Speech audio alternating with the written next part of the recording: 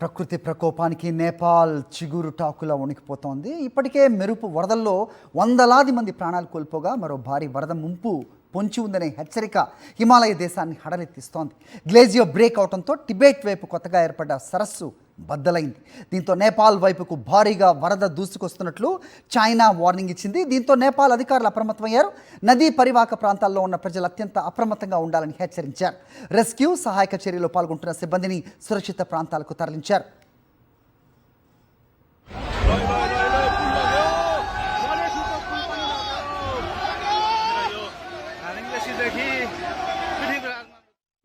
ఈ గ్లేజియర్ డెబ్రీతో ఏర్పడ్డ ఈ కొత్త సరస్సులో ఇప్పటికే సుమారు 26 లక్షల క్యూబిక్ మీటర్ల నీరు ఉన్నట్టుగా సమాచారం.